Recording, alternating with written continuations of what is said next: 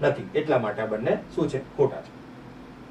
બરાબર. એના પછી આપણે બ્રિટિશ મોડેલ પર આધારિત સંસદીય લોકશાહી અપનાવી હતી, પરંતુ આપણું મોડેલ તે કયા મોડેલથી કેવી રીતે અલગ છે? જો સાંભળજો. બ્રિટિશ મોડેલ એટલે શું?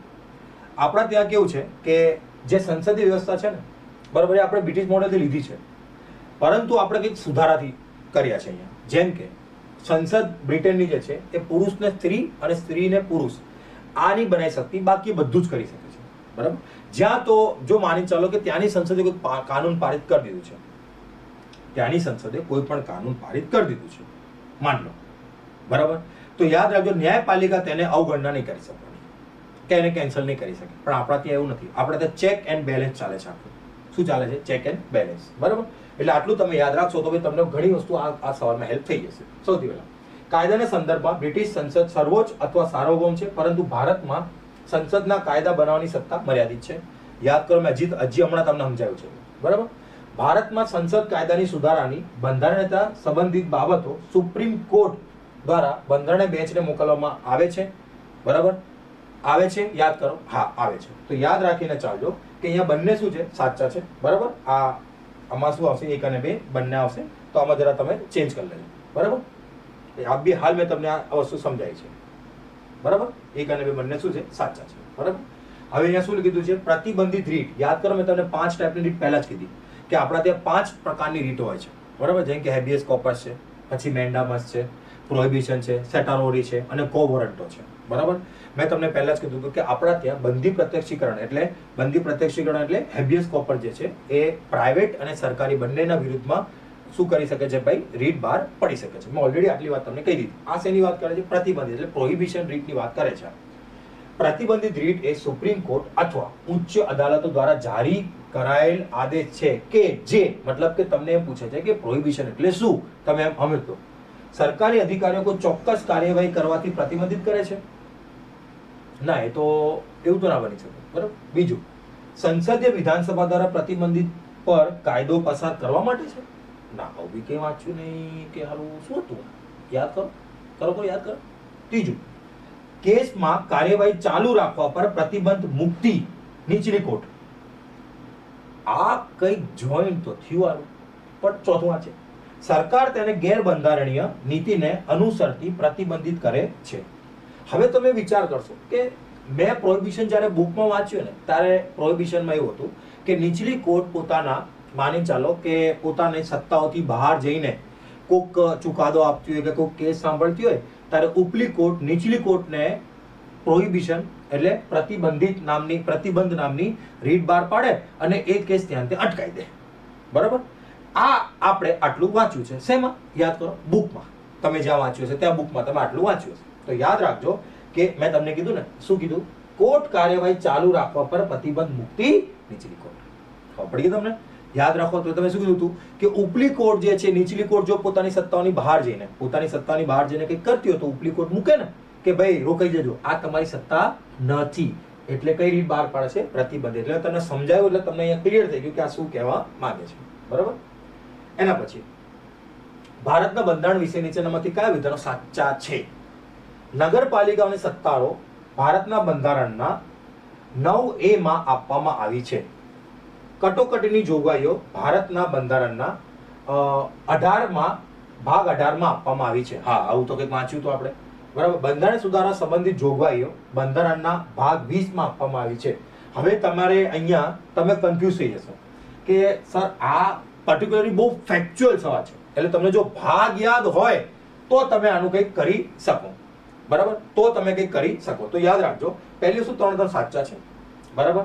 આ શું લખ્યું છે? ભાગ 9A માં. બરાબર. આ ભાગ 18 માં ઇમરજન્સી જે પ્રોવિઝન છે કટોકટીને ભાગ 18 માં છે. તમે ત્યારે ઇમરજન્સી ચાલુ કરો તો પહેલા લખ્યું છે કે ભાગ 18 માં ફલાણી વસ્તુઓ છે.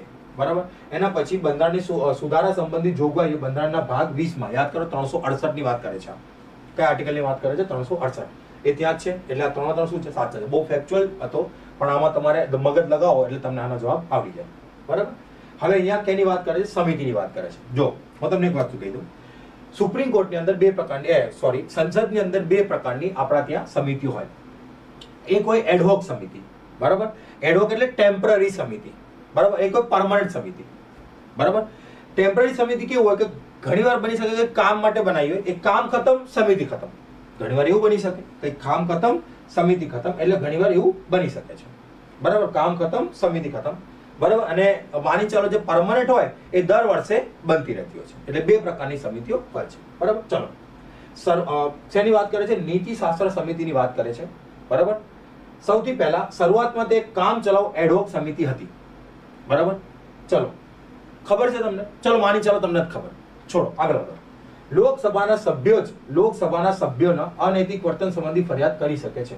ભાઈ એવું ના હોય. જો માની ચાલો કે કોઈક લોકસભાના સભ્યો છે, બરાબર, જે બહુ વધારે કરી રહ્યો છે, તો અનૈતિક વ્યવહાર કરી રહ્યો છે, તો કોઈ અન્ય સભ્ય પણ જઈને એની કમ્પ્લેન કરી શકે. એવું ના કે ખાલી લોકસભાનો જ કરશે, કોઈ અન્ય. તમે વિચાર કરો, તમારા રૂમમાં તમે બેઠા છો, તમારા લાઇબ્રેરીમાં બેઠા છો, બરાબર, અને તમારા લાઇબ્રેરીની બાજુમાંથી અવાજ આવે છે, તો એવું થોડું છે કે લાઇબ્રેરીનો બાજુમાં જે બેઠા છે એ જ કરી શકે? તમે જઈને કમ્પ્લેન કરી શકો ને કે ભાઈ તમે અવાજ ના કરો, અમને ડિસ્ટર્બ થાય છે. પેલો ભલે એમ કે આ તો ભાઈ અમારો રૂમ છે, અમે જે કરીએ કરીએ, પણ ભાઈ તમારા રૂમમાં જો તો ઢોલ તમારા રૂમમાં વાગે છે. બરાબર, એટલે આ શું થઈ શકે? ફરજ કરી, આ ખોટું છે. આ સમિતિ કોઈ પણ બાબતને હાથમાં ધરી શકતી નથી જે ન્યાયાધીન હોય. બરાબર, યાદ રાખજો, આ એકદમ શું કહે છે? સાચું કહે છે કે જો કોઈ ન્યાય બાબતમાં હોય તો એ સમિતિ ના પાડે, અમારે કઈ નહીં. અને બીજી વસ્તુ, આ કઈ કમિટી છે? એડહોક સમિતિ છે. ખબર કે તમને? એટલે આ બંને સાચા છે. બીજું કઈ તો ખોટું છે, મેં તમને કહી દીધું. બરાબર, કે ભાઈ ખાલી લોકસભાના સભ્ય નહીં, અન્ય સભ્ય પણ એમની વાત કરી શકે છે. એના પછી આયુષ્માન ભારત ડિજિટલ. જો આ કરંટ અફેરમાં એ વખતે સવાલ હતો અને આ પોલિટિક્સની રોલ લગતો છે, એટલે મેં આને અહીંયા ઇન્ક્લુડ કર્યો છે. હા, પડતું. આયુષ્માન ભારત ડિજિટલ મિશનના સંદર્ભમાં નીચેના વિધાનોનો વિચાર કરો. બરાબર, ખાનગી અને જાહેર હોસ્પિટલોએ તેને અપનાવવું જોઈએ. આ જોઈએ લખ્યું છે, શુડની વાત કરી છે. બરાબર, કારણ કે તે ઉદ્દેશ્ય સાર્વત્રિક આરોગ્ય કવરેજ પ્રાપ્ત કરવાનો છે અને ભારતના દરેક નાગરિકને આખરે તેને ભાગ બનવું જોઈએ. બરાબર, તેને સમગ્ર દેશમાં સીમલેસ પોર્ટેબિલિટી છે. બરાબર, ઉપરના આપેલા વિધાનમાં કયું સાચું? તો એકદમ બેઝિક વાત છે કે ત્રણ સાચા છે. તમે જો પોઝિટિવિટી દર્શાવે છે અને ત્રણ શું છે? સાચા. જુદો તમે ને ઘણીવાર એક્ઝામમાં જોજો કે ઘણા સવાલો એવા હોય કે તમે વાંચો ને તમને એવું લાગે કે હા યાર આ ત્રણ સાચા છે, લગભગ એ સાચા જ હોય. લગભગ શું હોય? એ સાચા જ હોય લગભગ, માની ચાલો. કેમ કે જો તમે વિચાર કરો, તે ખાનગી અને જાહેર હોસ્પિટલમાં તેને અપનાવવું જોઈએ. ભાઈ માની ચાલો આયુષ્માન ભારત ડિજિટલ મિશન જે છે એ ખાનગી બી અપનાવવું જોઈએ, સરકારી, હા, બંને બી અપનાવવું જોઈએ. બરાબર, બીજી વસ્તુ, તેનો ઉદ્દેશ્ય સાર્વત્રિક આરોગ્ય કવરેજ પ્રાપ્ત કરવાનો છે. હા, તેનો ઉદ્દેશ સાર્વત્રિક માની ચાલો આરોગ્ય કવરેજ કરવાનો છે અને ભારતના દરેક નાગરિકના આખરે તેનો ભાગ બનવું જોઈએ. હા, આપણે બધા એનો ભાગ બનવું જોઈએ, તો જ એ સ્ટ્રોંગ થઈ શકશે. ત્રીજી વસ્તુ, તેની સમગ્ર દેશમાં સીમલેસ પોર્ટેબિલિટી છે. હા, તેના સીમલેસ પોર્ટેબિલિટી છે. એટલે ત્રણ ઓપ્શન શું છે? સાચા છે. બરાબર, એના પછી ભારતના બંધારણમાં નીચેનામાંથી કયા અનુચ્છેદ હેઠળ ભારતના સર્વોચ્ચ અદાલતે ગોપનીયતાનો અધિકાર આપ્યો છે? કેટલામી વાર રિપીટ થયો? બીજી વાર. યાદ રાખો, તમને ખાલી શું લખ્યું તેમાં? ગોપનીયતાનો અધિકાર કયા આર્ટિકલમાં આવે છે? નામ બી એવું આર્ટિકલ જ પૂછ્યું છે, પણ આને શું લખી દીધું કે કયા અનુચ્છેદ હેઠળ આવે છે? તો આર્ટિકલ 21 અંતર્ગત આવે છે. ઓલરેડી આ સવાલ આગળ આવ્યો અને બીજી વાર રિપીટ થયો છે સવાલ. બરાબર, ચલો આગળ. ભારતના બંધારણ મુજબ તમારે મને કહેવાનું છે કે ગોપનીયતાનો અધિકાર જે છે એ કયા કેસના અંતર્ગત સુપ્રીમ કોર્ટે આપ્યો છે? બરાબર, હા, જેમની હજી હમણાં ડેથ પણ થઈ હતી. બરાબર, ભારતના બંધારણ મુજબ નીચેનામાંથી કયા વિધાન સાચા છે? બરાબર, આંતરરાજ્ય વેપાર અને વાણિજ્ય રાજ્ય સૂચિ હેઠળ એક રાજ્ય વિષય છે. શું એવું છે? બીજી વસ્તુ, આંતરરાજ્ય સ્થળાંતર રાજ્ય સૂચિ હેઠળ એક રાજ્ય વિષય છે.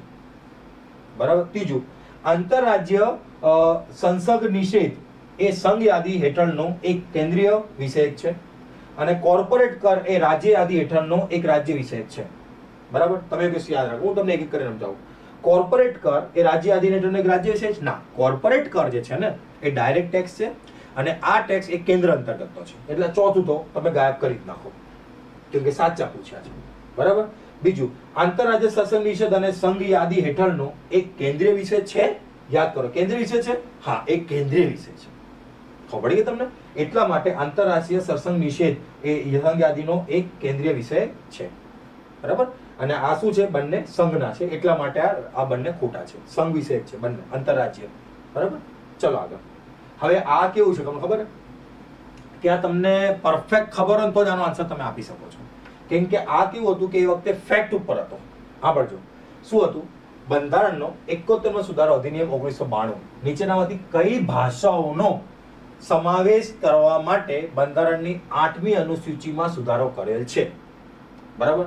હવે તમને ખબર હોય કે કોંકણી, મણિપુરી, નેપાળી, મૈથિલી, અત્યારે તો આપણને ખબર છે કે આ ચારે ચાર છે, પણ આને શું પૂછ્યું છે ધ્યાનથી સાંભળજો. 71મો સુધારો અધિનિયમ 1992માં.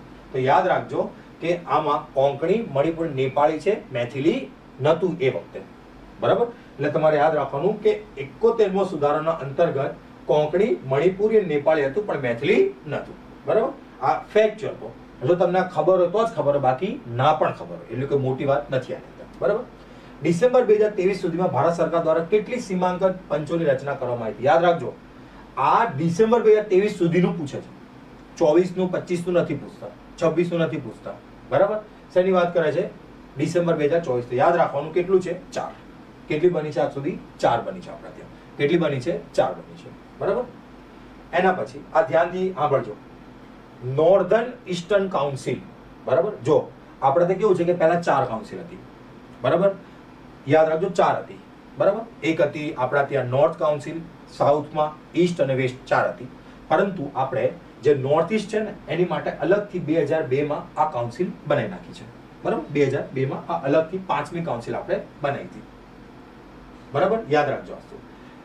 હવે તમે જો ધ્યાનથી સાંભળજો કે નોર્ધન ઈસ્ટર્ન કાઉન્સિલ ની સ્થાપના નોર્થ ઈસ્ટ કાઉન્સિલ એક્ટ 1971 દ્વારા કરવામાં આવી છે. 2002માં NEC એક્ટમાં સુધારા પછી કાઉન્સિલમાં નીચેનામાંથી કયા સભ્યો સામેલ થાય છે? યાદ રાખજો, સભ્યો પૂછ્યા છે. મગજમાં બેહાડજો, સભ્યો. બરાબર. આ સભ્યો ઉપર બહુ ભાર મૂકજો. સૌથી પહેલા બંધારણ એ રાજ્યના રાજ્યપાલ? હા, સાચું છે. બંધારણ રાજ્યના મુખ્યમંત્રી? હા. ભારતના રાષ્ટ્રપતિ દ્વારા નામિત થનાર 3 સભ્યો? હા. અને ભારતના ગૃહમંત્રી? ના. સભ્યો, સભ્યો. ધ્યાન રાખજો, સભ્યો. તો યાદ રાખજો 1 2 3 સાચું છે. સભ્ય. આ તો ચીફ છે ભાઈ, ચેરમેન. આ સભ્યની વાત કરી છે. યાદ રાખજો વસ્તુને.